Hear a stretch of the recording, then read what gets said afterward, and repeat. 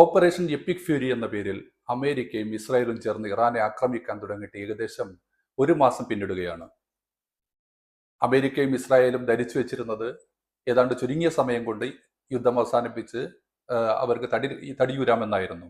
എന്നാൽ യുദ്ധം തുടങ്ങി 30 ദിവസം പിന്നിടുമ്പോൾ യുദ്ധം 10 മടങ്ങ് രൂക്ഷമാവുകയല്ലാതെ കുറഞ്ഞു വരുന്നില്ല. ഏതാണ്ട് 3000 ആളുകളിലധികം ഇതുവരെ ജീവൻ നഷ്ടപ്പെട്ടിട്ടുണ്ട്. 10,000-ഓളം ആളുകൾക്ക് പരിക്കേറ്റിട്ടുണ്ട്. നിരവധി രാജ്യങ്ങൾക്ക് വലിയ സാമ്പത്തിക നഷ്ടം ഉണ്ടായിട്ടുണ്ട്. $100 ബില്യൺ ചെലവാക്കേണ്ടി വന്നിട്ടുണ്ട്. അമേരിക്ക വലിയൊരു കുരുക്കാണ് ഇതിലൂടെ ഉണ്ടാക്കി വെച്ചിട്ടുള്ളത്. നമുക്ക് വിഷയത്തിലേക്ക് വരാം. അമേരിക്കക്ക് ഒരു ദിവസം യുദ്ധത്തിന് വേണ്ടി വരുന്നത് $1 ബില്യൺ. ഇതുവരെ ഏതാണ്ട് 45 ബില്യണിലധികം ഡോളർ അവർക്ക് ചെലവാക്കേണ്ടി വന്നിട്ടുണ്ട്. ഇത് ഇന്ത്യൻ പണത്തിൽ കണക്കാക്കിയാൽ ഏകദേശം 4 ലക്ഷം കോടിയിലധികം വരും. ഇത് വലിയൊരു ചെലവാണ്. ഏതാണ്ട് ഇപ്പോൾ തന്നെ അമേരിക്ക $35 ബില്യൺ ആഭ്യന്തര കടത്തിലാണ്. ഈ കടം ക്രമാതീതമായിട്ട് വർദ്ധിച്ചു വരുന്നുണ്ട്. അത് മാത്രമല്ല, യുദ്ധത്തിനുള്ള ചെലവ് കൂടി വരുമ്പോൾ മറ്റു അടിസ്ഥാന ആവശ്യങ്ങൾക്കുള്ള ചെലവ് ബജറ്റിൽ കുറയ്ക്കേണ്ടി വരുന്നു. ഇത് വലിയ മുറുമുറുപ്പ് ആഭ്യന്തര ലെവലിൽ ഉണ്ടാക്കിയെടുക്കുന്നുണ്ട്. കൂടാതെ ഈ യുദ്ധം തുടങ്ങിയത് അനാവശ്യമാണെന്ന് ചിന്തിക്കുന്നവരാണ് അമേരിക്കയുടെ സഖ്യകക്ഷികളെല്ലാം തന്നെ.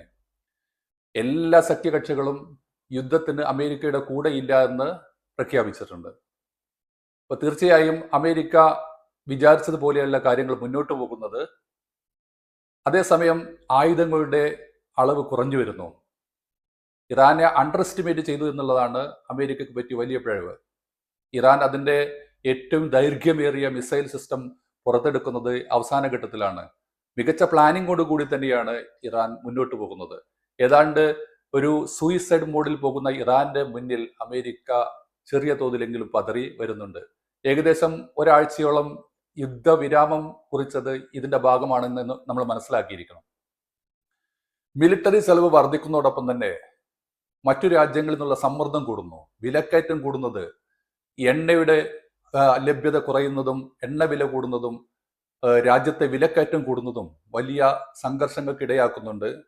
വിവിധ രാജ്യങ്ങളിൽ നിന്നും അമർഷം പ്രകടിപ്പിക്കുന്നുണ്ട്. അവർ അമേരിക്കക്കെതിരെ രഹസ്യമായിട്ടാണെങ്കിലും രംഗത്ത് വരാൻ തുടങ്ങിയിട്ടുണ്ട്. യുദ്ധം ഇനിയും തുടരുകയാണെങ്കിൽ എണ്ണവില ഇരട്ടിയിലധികമാകും. സ്വാഭാവികമായിട്ടും രാജ്യങ്ങളിലെ വിലക്കയറ്റം വർദ്ധിക്കും. രാജ്യങ്ങളുടെ സമ്പദ് വ്യവസ്ഥ വളരെ താഴോട്ട് പോകും. ഈ ഒരു സമ്മർദ്ദം പല രാജ്യങ്ങളും അമേരിക്കയ്ക്ക് നേരെ പ്രയോഗിക്കുന്നുണ്ട്, അമേരിക്കയോട് പറയുന്നുണ്ട്. സോ അമേരിക്കയെ സംബന്ധിച്ചിടത്തോളം വലിയ സമ്മർദ്ദം മറ്റു രാജ്യങ്ങളും നേരിടുന്നു, ആഭ്യന്തരമായിട്ട് നേരിടുന്നു. അതുപോലെ തന്നെ അമേരിക്കയുടെ പ്രധാനപ്പെട്ട ഒരുപാട് ആയുധങ്ങൾ നഷ്ടമാവുകയുണ്ടായി. F-35 വിമാനങ്ങൾ നിരവധി തകർന്നടിഞ്ഞു വീണു. US ജെറാർഡ് ഫോർഡ് എന്ന് പറയുന്ന കപ്പലിന് സാരമായിട്ടുള്ള കേടുപറ്റി.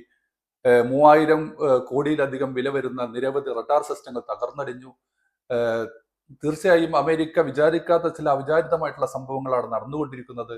സ്വാഭാവികമായിട്ടും അത് അമേരിക്കയുടെ മുന്നോട്ടുള്ള യാത്രയിൽ സ്വാധീനിച്ചിട്ടുണ്ട്. അപ്പോൾ തീർച്ചയായും ഇനിയും അമേരിക്ക ഒരു കരയുദ്ധത്തിന് തയ്യാറാവുകയാണെങ്കിൽ ഇറാന്റെ ആഭ്യന്തരമായിട്ടുള്ള ഒരു ഘടന എന്ന് പറയുന്നത് മറ്റു രാജ്യങ്ങളിൽ നിന്ന് വന്ന് കരയുദ്ധം നടത്താൻ പറ്റുന്ന രൂപത്തിലല്ല. നിരവധി പർവ്വതങ്ങളും നിരവധി മലഞ്ചെരിവുകളും ഉള്ള ഈ മേഖലയിൽ എത്തിപ്പെടുക അത്ര എളുപ്പമല്ല. സ്വാഭാവികമായിട്ടും കരയുദ്ധത്തിൽ വലിയ ആൾനാശം അമേരിക്കക്കുണ്ടാവാൻ ഇനിയും സാധ്യതയുണ്ട്. അപ്പോൾ കരയുദ്ധത്തിലേക്ക് ഇറങ്ങണോ വേണ്ടയോ എന്നുള്ള ഒരു ആത്മശങ്ക ഇപ്പോൾ അമേരിക്ക പ്രകടിപ്പിച്ചുകൊണ്ടിരിക്കുന്നു. എന്തായാലും അമേരിക്ക ഇടവേളയ്ക്ക് ശേഷം വീണ്ടും ഇറാനെ ലക്ഷ്യമാക്കി നീങ്ങി തുടങ്ങിയായിട്ട് വാർത്ത വരുന്നുണ്ട്.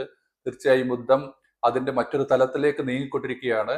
വിവിധ രാജ്യങ്ങളിൽ ഈ യുദ്ധം പങ്കാളിത്തം വഹിക്കുക കൂടി ചെയ്താൽ വലിയൊരു ലോകമഹായുദ്ധമാണ് ലോകം കാണാൻ പോകുന്നത്. നമുക്ക് അങ്ങനെ വരരുത്, അങ്ങനെ വരാൻ പാടില്ല എന്ന് പ്രത്യാശിക്കാം. അതിനുവേണ്ടി പ്രാർത്ഥിക്കാം. Thank you. ഇനിയും കാണാം.